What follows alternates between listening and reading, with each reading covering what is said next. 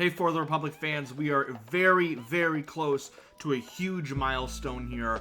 Our 100th episode of For the Republic, A Love Letter to Star Wars Animation. We can't believe it's been over 3 years and close to 100 episodes journeying through Star Wars with you together here on this podcast feed. We're also getting very close to another big milestone here, that being 100 subscribers on our YouTube channel. We have big plans for our 100th episode and the future of this channel, but why not make it even bigger by making it a special 100 and 100 celebration here on For the Republic. So we're officially starting our 100 for 100 campaign here on this channel. If we hit that special milestone by our 100th episode, we will be doing a special watch-along live stream of the Ewok movies from the 80s. Those two direct-to-TV movies, Caravan of Courage and The Battle for Endor. None of us have ever seen those before. We are going to be watching those for the first time with you all, having some fun, talking about them, and having some good Star Wars fun here on this channel. We're just a few subscribers away from our goal, so if you want to have some fun with us, go ahead, head over to our YouTube, subscribe to For the Republic Podcast, and let's have some fun journeying through Star Wars together. You're listening to For the Republic, a love letter to Star Wars animation.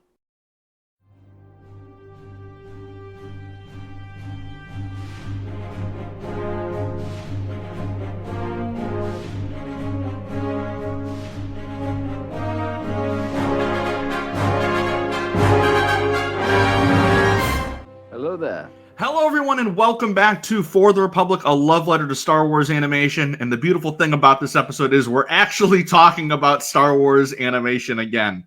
Returned the Clone War has. It's been 84 years. You know, the fact that the Clone Wars are back is terrible for the galaxy, but it's great for us because we get to talk about some Star Wars animation again. Yeah. Andrew and Conor are here today to talk about our return to our Clone Wars rewatch, and that is the episode Bounty Hunters from Season 2. This episode is a tribute to the movies of Akira Kurosawa. It has a nice little opening right as the episode starts. And if you've seen any of his movies, and if you know anything about Star Wars, you know movies like The Hidden Fortress and Seven Samurai were major influences on George Lucas's story development for the original Star Wars movie. So it was really nice to go back and watch this episode again and try and catch some of those references, because this story has been referenced several times in Star Wars and several times in this show alone. So it's nice to go back and watch that. Also, it is a big episode for us because we are closing in on our 100th episode of For the Republic, which is crazy. And we're going to try and do something a little bit special here because we are also closing in on 100 subscribers on our YouTube page, youtube.com/For the Republic Podcast. And if we manage to hit 100 subs while we hit our 100th episode, we are 10 subs away. We are going to be doing something special. I have had this planned for a very long time. So once we hit 100, at some point, we are going to do a watch-along stream of the Ewok movies, because I've never seen them, and I have been holding off on watching them for this very moment. So go ahead, help us out, help us get to this goal while we hit 100 episodes. We are 3 episodes out, and we will have some fun together. I'm a big fan of that Photoshop I did. It's incredible. But it would be greatly appreciated, and we hope to have some fun with you all as well. Another thing that we have to get to before we start this episode is a very, very important installment of the Jedi Archives. Possible. Perhaps the archives are incomplete. I'm going to pretend they didn't just change the StreamYard layout, so I was like looking, where's the soundbite? Where's the soundbite? But this is the first episode we've recorded since our last edition of the Archives, which means it's the first episode we've recorded since Phillies legend Bryce Harper has been inducted into the Jedi Archives. The Twitter campaign is real. It worked, and here we are. It worked. I can't believe it. So you literally reactivated it, did the campaign at 1, and you said, all right, peace. Peace. Like, I had one job to do and I did it, and I was done. My task is complete. So, but you didn't do anything. I know. Yeah. I was waiting So, for this episode. Yeah. So I'm very happy to see that. I'm very happy. It's just really funny to see Bryce Harper, of all people, in the Jedi Archives for a Star Wars podcast. For a Star Wars podcast. And he beat Clea after the Andor finale. I still can't believe it. That's happened. Some stuff has happened. So, Conor, as a result, you get to pick our inductee this week. So who are you going with for your nomination for the Archives? So I'm trying to read Phase 3, but she's a character that's near and dear to my heart. I got to go with Jedi Master Avar Kriss. Ooh, not where I thought you were going. No, I'm saving that for later. I'm saving that person for later. Okay, I got to go with Avar Kriss. She is she's a top 3 character for me. She's great. Like when I was first reading Phase 1, I was like immediately like, oh man, she is so freaking cool. And then those first few editions of the comic run were just incredible. Seeing her just do all sorts of cool stuff. It was just one of the characters that really got me into the High Republic when the initiative first started, and why I'm very upset that I am so far behind with this storytelling group. But no, Avar is great, and I think a very worthy addition to the Archives. Now, I'm in a little bit of a pickle here because Donovan, as you can tell, is not here. However, he did send me his clip for the Archives, or his induction for the Archives. And it's a first because we had the exact same pick. So he is nominating David Corenswet to the Archives this week. Our new Superman, of course. Billy's sports fan, David Is Corenswet. he really? Yes. He really? Yeah. Okay, well, he's got to win now. Don said he was going to nominate the clip where he recites the Death Star trench run in the car from memory. But he's just instead going to nominate him in his own right because of all the interviews he's been doing, how he wants to play a Jedi Master. There's been a clip of him talking about Qui-Gon Jinn. And he said he's a real super fan, if you will. So thanks for that, Donovan. Now I have to pick my new nomination because I've had that ready for 3 weeks. I'm instead going to go with The Stranger because last week they finally announced a Dan Black series for him at San Diego Comic-Con. And I have been loudly talking about this for the last year of how are you going to have this show and not have the main antagonist have any kind of merchandise. Yeah. And then the show gets canceled. And I'm like, oh, shit. But they finally... That's how they're not going to have any merchandise. I know. I'm like, damn it. I'm never going to get anything Chimera related. I have the one Funko they made of him, and that's it. So now it's like they finally announced it. I can finally get it. And this is just me, again, Lucasfilm. I'm telling you right now, if we get anything more from the Acolyte in the future, just give us his Sith title so I can know what it is and I can stop saying this on the podcast. So that is my nomination this week. It is a stacked one indeed between Avar Kriss, Phillies sports fan David Corenswet. That is the most important part there. And Superman. And Superman, of course.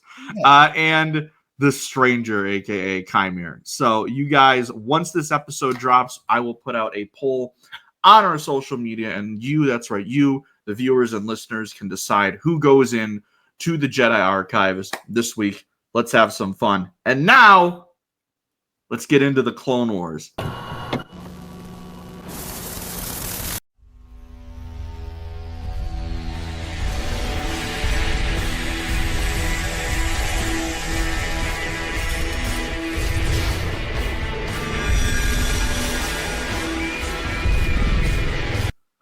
It has been so long, it is crazy. But our episode this week, Bounty Hunters, is directed by Stuart Lee, written by Carl Ellsworth, and our moral of the episode is courage makes heroes, but trust builds friendship. as I mentioned at the top of the episode, it starts off red text, black background, in memory of Akira Kurosawa. And I was like trying to do some like mental gymnastics because I was like, did he pass away like around the time this episode dropped? Because this episode came out in 2010, beginning of 2010. No, he passed in 1998. So they just really wanted to make a tribute episode, I guess, to Kurosawa. But like I mentioned, it is a huge... Damn, I was 1 year old when he passed away. That's fucking wild. A infant when that man passed. Yep. That's crazy. I was in fact alive. But as I mentioned, it is a homage to Seven Samurai. Kurosawa was a huge influence on George Lucas. A New Hope was heavily inspired by his movie The Hidden Fortress. There is a nice quote on Wikipedia that says, like Seven Samurai, this episode features a group of 7 heroes who are defending an otherwise defenseless town against a much larger group of invaders. Both the samurai and the Jedi, knowing they are outnumbered, teach the villagers how to fight and defend their homes. And this is something, this kind of story beat, we've seen a lot in Star Wars in recent years. We saw it with that episode of The Mandalorian, the first one that someone that we are not going to mention by name showed up in season 1. Who? No, yeah. Who is that? The Sanctuary episode, which is actually a really good episode. And then also the Onderon arc in season 5 of the Clone Wars has a lot of similarities to this as well, where we get introduced to Steela and Saw Gerrera for the first time, where they have to train up the Onderonian rebels to fight against the Separatists. And then little did we know that would lead into Rogue One, which would lead into Andor. And as a result of that arc, we have Andor season 2 and Saw being completely addicted to Rhydonium. Rogue One, or as I had to tell my parents, it's basically Andor season 3. Long story short, my mom called me to ask me a Star Wars question, and they had finished Andor season 2, and so I guess I unintentionally confused them about the 2 Death Stars, because I guess my mom thought Rogue One was about a 3rd Death Star. And then also she was like, "Oh yeah, they should make an Andor season 3." Like, you know, you think, or no. She asked me if they were gonna make, if I thought they were gonna make a season 3, and I'm like, I hope the show's done, Mom. The show's done. And she's like, "What?" And I'm like, "Yeah, Rogue One's basically season 3." So if she thought it was a 3rd Death Star, she was like, "So why is Leia back and I'm not going to kill that Darth Vader?" So no, I'm not going to get into it. But the long and short of it is that she thought, she was hoping there would be a 3rd season of Andor, and I had to deflate her hopes and tell her that, like, yeah, it's not going to happen. This is also the first episode we've recorded since Diego Luna got snubbed from the Emmys, which is upsetting. But at least Forrest Whitaker, to tie it back, got a outstanding guest actor nomination. So breathe in the Rhydonium. That's freedom, boy. So back again to this. And again, it was I have seen this episode many times, but it was weird going back, and after getting episodes like that episode of The Mandalorian, going back to where it's all begun. And it's just a really nice standalone episode. We start right off the bat. We're in the middle of a battle. Separatists are attacking a bunch of Republic medical facilities. And of course, who do they send out to help but Anakin, Obi-Wan, and Ahsoka?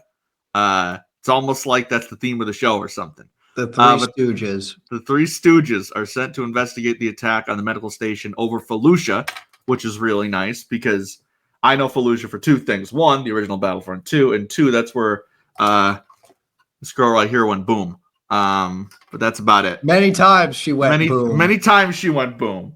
Too soon. Yeah.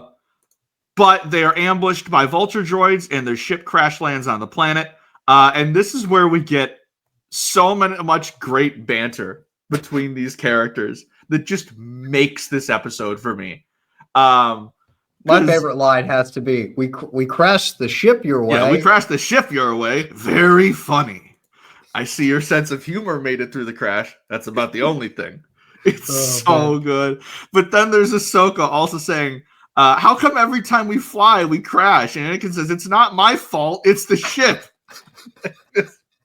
This idiot. I forget, man. does Obi-Wan have a response to that? I can't remember. I don't remember. Let me, but, I'm going to quickly pull it up, like mute it and pull it up. Mhm. See. Because then when they're trying to decide where they're going on the planet, that's when we get the, why do you even ask for my opinion? We never do things my way. We crash the ship your way. So good. And then just Ahsoka's look on her face during this is just hilarious. I remember seeing this like before I did my full like rewatch, before we even started this podcast, of like there'd be like Obi-Wan sass compilations on YouTube, and this clip would always show up in those. And when I finally watched this episode, I'm like, oh my god, it's this early on in the show. That's great. But no, it's so good. And they also just crash land, and they're on these weird like hamster ball things when they drop from the ship. Oh, okay. It's pretty dope. Yeah. But they're going around Felucia, and they go to this village. They find this farming village. It seems deserted, but it's weird because the crops seem freshly harvested. There's tools everywhere. And eventually they find the farmers hiding, but they are confronted by a group of bounty hunters. And this is where we meet the titular bounty hunters for this episode. We meet Sugi, we meet Embo, we meet Rumi, who I don't believe is named in this episode, but like the snake-looking chick. And then Sarapas, who is in the robot suit. And this is just a really cool group of characters. Obviously, we get more of Embo multiple times during this show. And he may or may not be appearing in the Mando and Grogu movie. That's the rumor, at least. And Sugi, I believe, appeared in a few more episodes. And she's a really cool episode. She is, of course, voiced by Anna Graves, who voices Satine. So I guess it's a rule that anyone who voices or who is voiced by her just has to have some kind of sexual chemistry with Obi-Wan, because there's quite a bit of it in this episode. But there's some great lines here as well, where they're standing down. They look like they're about to fight, and they're like, "Oh, it's 4 against 1." It's like, one, do I not count? It's like, we don't count you, knee high. And then Obi-Wan comes in. Do you count me? And I'm just like, oh man, I love this man so fucking much. But it looks tense. It looks like we're about to have a showdown, really add to the Western samurai themes of this episode. But then in comes the village elder, who stops the fighting, lets them know that the bounty hunters were hired by them to defend the village from pirates that have invaded Felucia and are taking their crops and taking advantage of these farmers. Casus, the village elder, is of course voiced by Greg Baldwin, who is the second voice of Uncle Iroh from Avatar: The Last Airbender, and I recognized it immediately. Insane. Recognized Did not know that. Immediately. That was the other thing Donovan had for me to write down. I said, dude, I already have that written down in my notes. Like the minute I heard the voice, I'm like, it's fucking Uncle Iroh. I didn't even pick up on that. That's insane. No. Because I always remember like he's in one of these early episodes, but I'm like, what arc is it? And then I heard the voice. I'm like, there we go. I remembered it. I also just love how the Felucians look. Like they're just little tiny dudes, and they just they got big stick and they fight pirates. They're great little guys. What are your thoughts on these bounty hunters? I know like Embo is obviously the most like well known of the four, but like, do you remember like watching this for the first time and being like, oh, who are these guys? How do I put this? I wish I was in Obi-Wan's place with Sugi. I'll just say that. Like even besides that, the other thing I really like about her, she's really like, I like her character a lot because like there's a sense of like honor with her. Yep. Where I think she has, I can't remember if I wrote it down. Yeah, like she's like, it's not just about money for her. She's like concerned about the lives of like the villagers and her fellow bounty hunters. Yeah, it's very refreshing. from what we see from other bounty hunters. And even like Embo, like when we see him again, he doesn't have like as much of this honor and camaraderie that he has in these episodes, because we see him do more typical bounty hunter things later on in the series. But Sugi, you definitely, it's a very refreshing take on a bounty hunter character, especially compared to like Cad Bane or Aurra Sing or other characters that we've seen throughout the Clone Wars. And it was really nice getting to meet these two. They're all different, all wildly different designs, which I loved. I love the dude in the robot suit. I love the twist later on in the episode of, there's more than meets the eye. Great little moment there. And then the other one's just there. But you know what? Cool design. Yep. So yeah. I guess you need one sacrificial lamb in the episode to raise the stakes. But again, since we're so conditioned, I guess, to think bounty hunters bad, Jedi must fight bounty hunters. To see them team up, to have that tense moment at the beginning, and then that's really it. And then they're just teaming up and helping out the villagers for the rest of the episode, I thought was a very nice twist on what we're used to with Star Wars. And I kind of wish we had more episodes where we see some of those other bounty hunters work more with the Republic because of who's paying them. And just see, because you always hear like bounty hunters, they don't work for their, they don't work for the Empire, they don't work for the Republic, they work for, whoever's paying them. But we really only see them the majority of the time work for the bad guys. So it'd be nice to see them work like in a different perspective. And that's what I like a lot about this episode. So our village elder makes an offer to the Jedi to help team up with the bounty hunters to defend the village from these pirates. And Obi-Wan initially declines it because he's like, some Jedi Council bullshit. He's like, oh, well, if we help, the Separatists will know we're here, and then your planet will be in more danger. But it's like, okay, like you're stranded either way, but like I kind of understand it. There's also a nice line where the village elder's like, now that there's 7 of you, and I'm like, get it, because of what we're doing a reference for here. So again, they don't want to help the villagers at this point. You can kind of tell Anakin's not happy about it, but Obi-Wan's got to listen to the council. And then the pirates arrive. And guess who's back, ladies and gentlemen? Our guy. He's here. Hondo Ohnaka is back, and the minute I heard his voice, oh, come on, Kenobi. I thought we were friends. I was like, yes! I love Hondo, man. Yeah, I love Hondo so much. We're going to get to it in probably like 3 years, but my favorite Hondo moment ever has to be the insolence line. Oh, yeah. Insolence. I don't even know what that word means. We're pirates. We don't even know what that word means. There's a great Hondo moment at the end of this episode, too. Again, I think I know which one you're talking about. I forgot was from this episode when I saw it. I was like, yep. I know which one you're talking about. It's always, I have this in my notes, it always like takes me off guard how like in these early Hondo appearances of how much of just like a villain he is compared to what we know him as now, where he's just this goofy pirate that teamed up with Ezra and Rebels and is at Galaxy's Edge. But like here, he's like, no, he's like terrorizing this village of peaceful farmers. And it's like, oh, I thought we were friends, Kenobi. And like, we see them work together at later points in the series, but most of Hondo's appearances, he is not the goofball we know him as. It reminds me of Alex Damon's quote.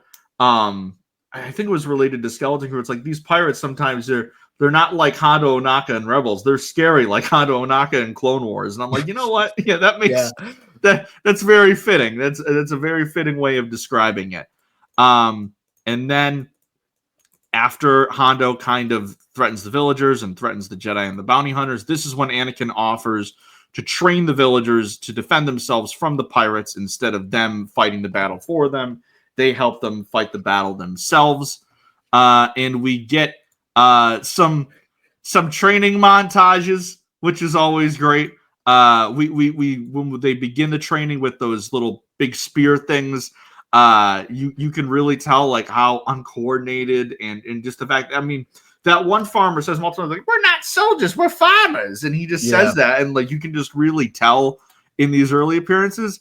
I also just want to shout out like when Anakin takes the spear, he does like the TikTok lightsaber spin with the fucking spear, and that's just how brain rotted I am. Oh, Anakin, dude. He's doing the TikTok. Here's the thing: Anakin would love TikTok. He would.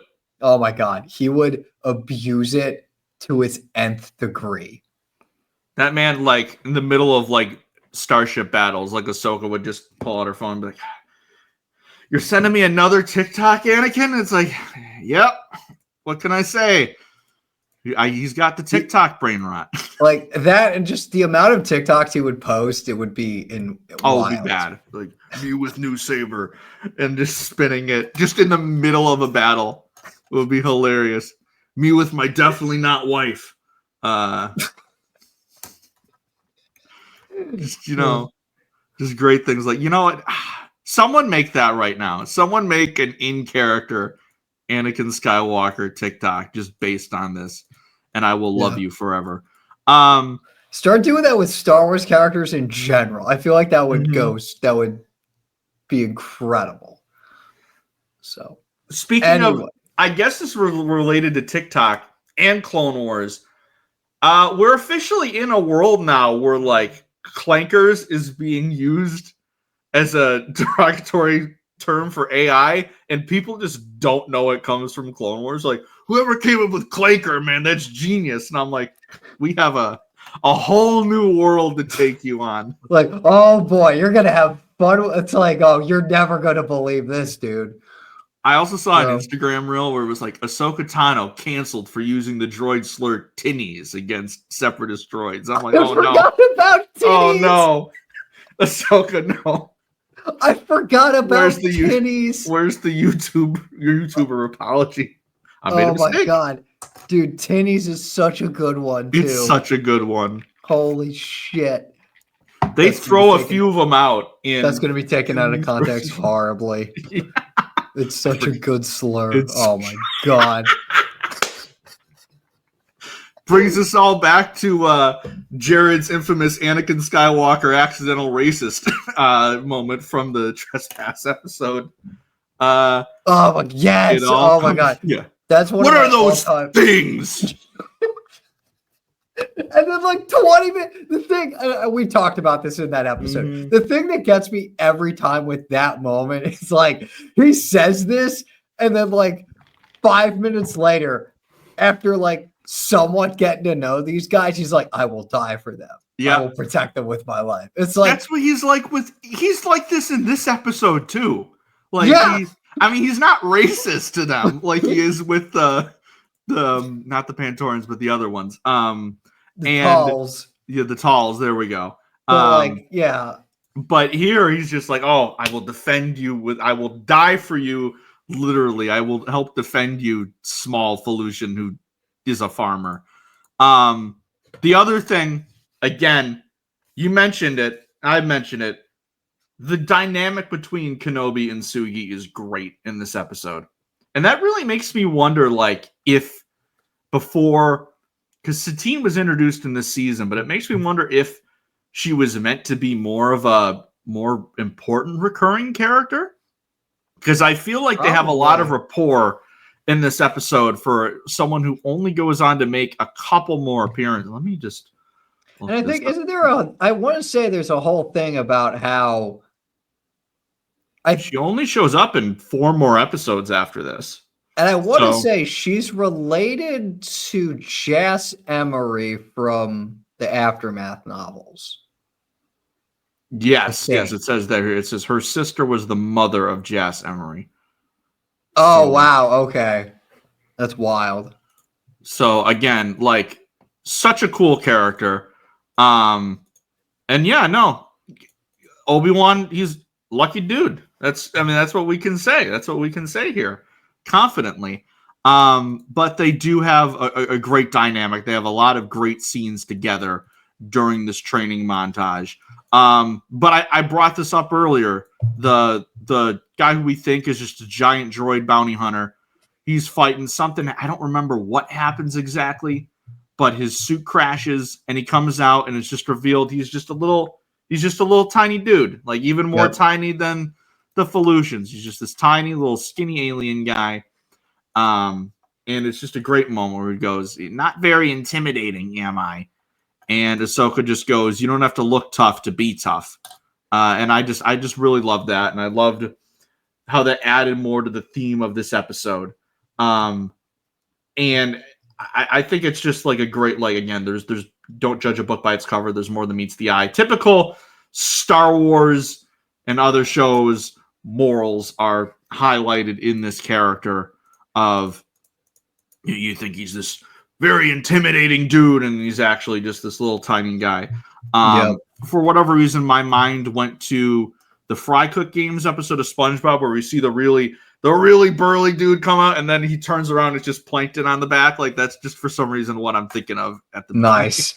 What a ref! I love that reference. God, I haven't seen that episode in forever, dude. I've been seeing random like TikToks of like people either reenacting scenes from the SpongeBob movie or like scenes from the SpongeBob movie, and I got it well, and I can't. There's a lot to reenact there. Yep. My brain always I always struggle. This is completely off topic, but I still feel like that was the first time I'd ever been introduced to who Scarlett Johansson was through the SpongeBob movie, because she's the mermaid in that. And she's the mermaid? Yeah, she's Mindy, I think is her name. Like, she's, oh my God, I didn't even clock. I never clocked that. Because I was like, oh, like, where did I I think I actually, this might be the first. This is either the first time I know this information ever, or I forgot about, or I completely just buried it, and then it's just coming back up. Because I do not remember that. That's insane. 'Cause I'm like, oh yeah, Black Widow, and I'm like, oh, but what was it? Oh yeah, she was in the SpongeBob movie, and then of course David Hasselhoff and all the fun things. But anyways, back to Star Wars. We get again, this time more of an actual training montage kind of thing where we see them slowly getting better and slowly building up to where they can defend themselves against these pirates.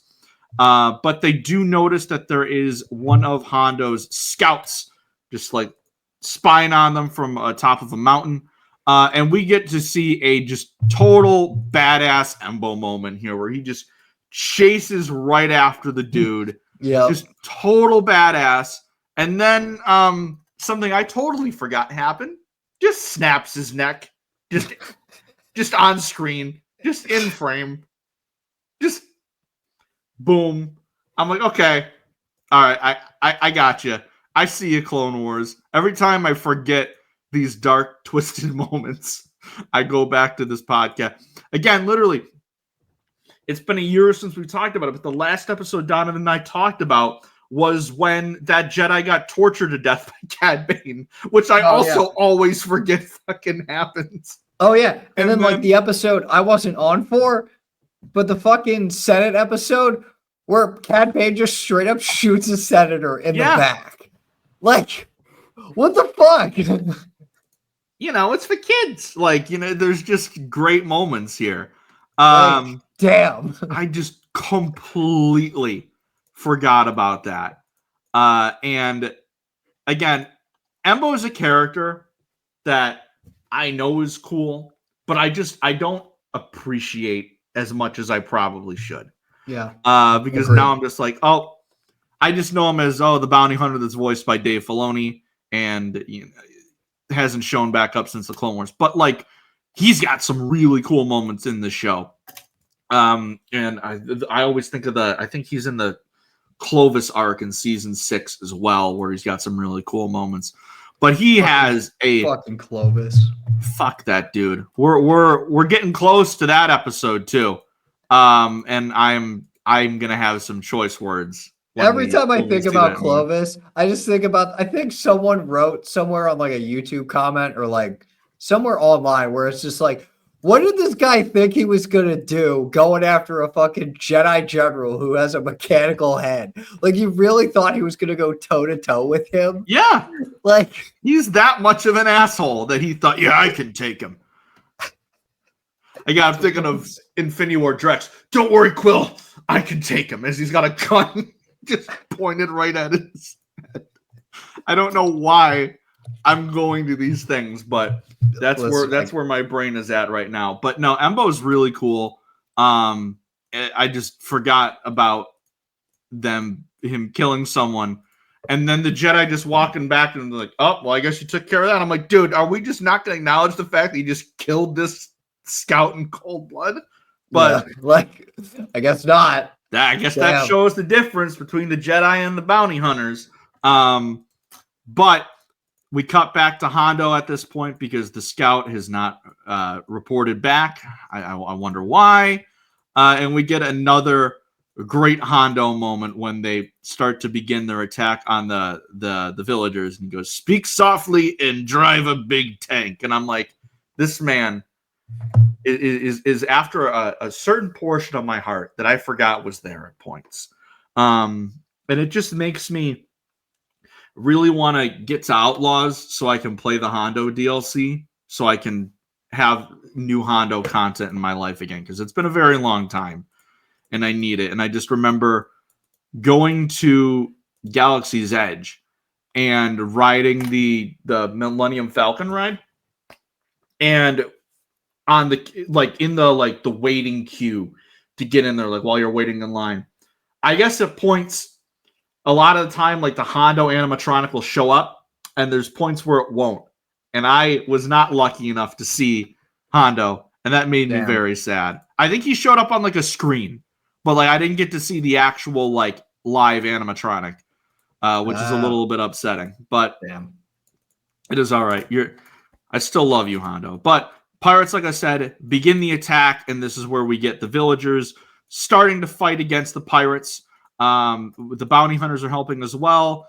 Again, the Jedi, they said, we're not going to fight this, but they do, in fact, help fight. So, I mean, that's something that I was a little confused by. But they don't, like, completely take over the battle, because obviously if it was just the Jedi against these pirates, the Jedi would win. But we got to add some depth, and we got to add to the homage.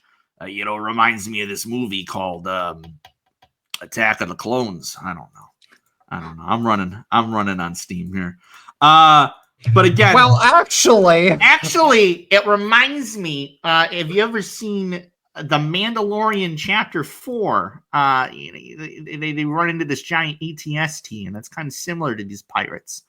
And then there is just like Obi-Wan and Sugi, Mando meets this one woman, but he doesn't stay with her. And that's what we call symbolism. As George Lucas said, it's like poetry, it rhymes. Shout out George Lucas, as always. But no, Embo, speaking of that guy, really cool. Has a lot of really cool moments in this, especially like where he's just taking the hat off. But he's taken out because, you can't be that cool.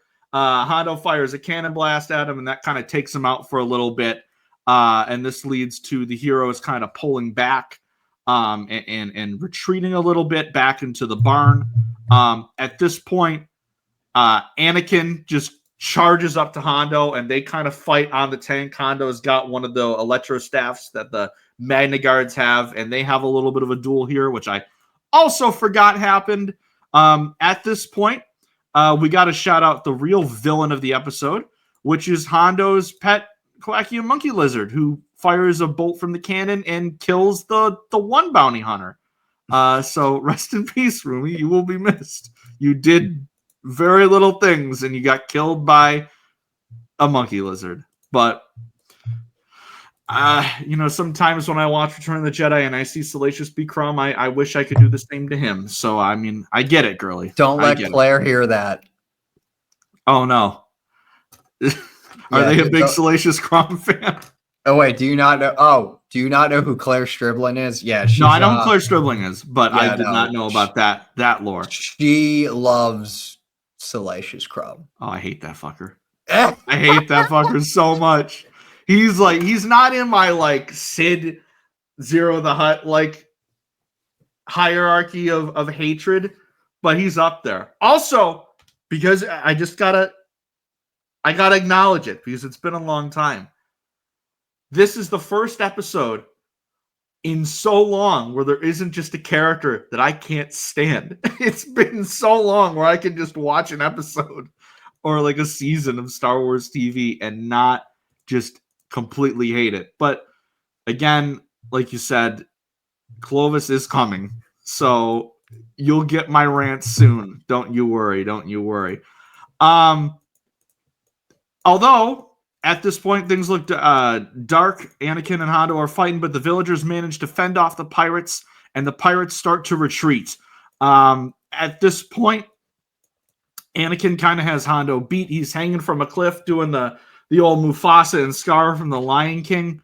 He's like, help me, Anakin, help me. Anakin saves him, but then Hondo tricks him into getting into the line of fire from the tank. Anakin dodges it, and then we get one of the best Hondo moments ever, which is just him on the top of the hill. This effort is no longer profitable. He just gets taken away by his giant freaking flying saucer ship. It is one of the best Hondo moments and just such a iconic diva way to exit this episode. I love that man so much, and he's a total asshole in this, but you know what? He's a great character, and I love him so much. But the village is saved. Great little line here from Anakin where he's talking to the elder, and he says, "We didn't save your village cases, your people did." Oh my God, that's the theme of the episode right there. And I just, again, at the end of this episode, so much tension between Sugi and Obi-Wan. So much. He's like, oh, you want me to give you a ride back on the ship? And Obi-Wan had to do a double take there because he was like, what did you say? But, then they figured it out. So your ending thoughts on this episode as the bounty hunters bring the Jedi back to the outpost and we end things off here. What are your thoughts revisiting this episode after a little bit? It's been a while since I last watched the episode before my most recent rewatch, but yeah, it was interesting watching it again, seeing bounty hunters and Jedi work together, which is a combination you don't really see all too often in Star Wars. So it was cool seeing that, and it was cool just seeing the Kurosawa similarities again. Yeah, just the poetry. One thing I wanted to do before this episode was my plan was to actually finally watch Seven Samurai, because that's something I've actually never watched in full, and just talk about the similarities this episode has compared to the film. When we were planning on recording this last week, I was like, all right, I'll watch Seven Samurai the night before. And then I didn't get to that. So I was like, all right, how long is this? Maybe I can watch it before the episode. It can't be more than 2 hours. 4 hours long. Holy shit. So that did not happen. God. That did not happen at all. So I know the plot. I've seen The Magnificent Seven, which is pretty much the US remake of Seven Samurai. So you can take my word for it that they did a good job with the references here. But no, I really like this episode. It's not just a great tribute episode, but as one of the, at this point, few standalone episodes of Clone Wars that we have. Because from here on out, a lot of them are pretty much just story arc, 3-episode arc, 4-episode arc. So to get one of these rare standalone episodes, it's one of the best in the series in my mind. It had great designs for the bounty hunters, great characters. They all stood out. I loved all of them except for Rumi, R.I.P. You were cool, but you just didn't do much. But the Serapis, Sugi, and Embo are all awesome. The banter at the beginning of the episode is some of my favorite in the entire show. Again, that you crash the ship your way is such a great line. It is so friggin' good. And like I mentioned at the beginning of the episode as well, it created a blueprint for similar stories in other future Star Wars projects of having to train up these weak villagers, these weak town folk to go against this evil force. And it's just a very Star Wars story. So, I mean, it makes sense that we see it multiple times throughout Star Wars. There's probably been more than I can't remember than just the two that I mentioned off the top of my head. There's probably a Rebels episode that I'm forgetting, but it is just a very Star Wars story, and it works every time we get it. And that just shows, whether we think about it or not, the influence that Kurosawa had on George and on the creation of these movies. So I love it when Star Wars fully pays tribute to other works, and specifically what inspired George when making the movies. And this is no exception. I really enjoyed this episode, looking back on it all these years later. So thank you all for joining us again as we finally get back to talking about the Clone Wars. But if you thought we were done here, no. Next up, we've got a big one. Because next up is the Zillo Beast arc of the Clone Wars Season 2. Revisiting these after the Bad Batch is going to be very, very fun. And with that, have you finished the Bad Batch Season 3 yet? No. Okay, that will be very fun then as we get towards our next episode. So you can look forward to that very soon. Will I finish the Bad Batch Season 3 before we get to that episode? Probably not. I guess we'll find out. Donovan and I will be talking, and you'll be like, so that happened? And then it'll be a very fun time. Pretty much. Thank you all for joining us. As I mentioned at the top of this episode, we are dangerously close to our 100 celebration. If we get to this goal by the time of our 100th episode, we will, of course, be doing this live watch-along at some point of Caravan of Courage and Ewoks, The Battle for Endor. I have never seen either of these movies, and I have been waiting to watch them until we hit a milestone like this. So if you guys want to help us out and have a little fun with us, we will have a big, not only big 100th episode for you guys, but have that celebration once we hit our goal. So if you want to help us do that, head over to our YouTube page for the Public Podcast and help us out there as well. Hopefully we will be back to talking about Clone Wars relatively soon. We don't really have any shows coming out until Visions in October, so we should be pretty good to have some Clone Wars episodes coming soon. I need to watch Visions Volume 2. There's some good stuff in there. I definitely would recommend rewatching it. There's a couple that I want to rewatch before I get to Volume 3, and I'm definitely going to rewatch the Duel, Village Bride, and Ninth Jedi again before Volume 3, because that is going to be a necessity. Just goated shit right there, man. It's so good. But as for yourself, Connor, where can everyone find you before we head out today? Where can they find me? It's like, what do I still have active? What do I still have? Instagram, ConmanJFO, Blue Sky, Depa Banana. I don't really use Blue Sky all too much, but I'm on there. I talk Star Wars over at the Nerd Academy podcast with friend of the show and my co-host, Jared the Dark Jedi. You can find us there at Nerd Academy podcast. Just Google it and you'll find all our links there. And then I also write and co-host a Star Wars fan trivia league called Star Wars in the Galaxy Epic Confrontations. You can find all of our past, present, and future matches over at the Star Wars in a Galaxy YouTube channel. As for myself, you can find me Twitter, Instagram, TikTok at Starlight Andrew. You can also find me on Blue Sky, Starlight Andrew as well. As I mentioned, you can find the pod on Twitter at For the Repub Pod, Instagram, TikTok, Blue Sky at For the Republic Pod. Our YouTube will help us out tremendously, as well as Spotify, Apple Podcasts. Just look up For the Republic, and you can find us there wherever you listen to your podcasts. Don't really have anything else I'm working on right now. I have some shit in the backlog that I'm just very lazily getting out that I'll probably get out before this. But we are back to talking about the Clone Wars, and it feels great as well. So thank you all for joining us. We'll see you guys next time. And until next time, see you later, and may the Force be with you.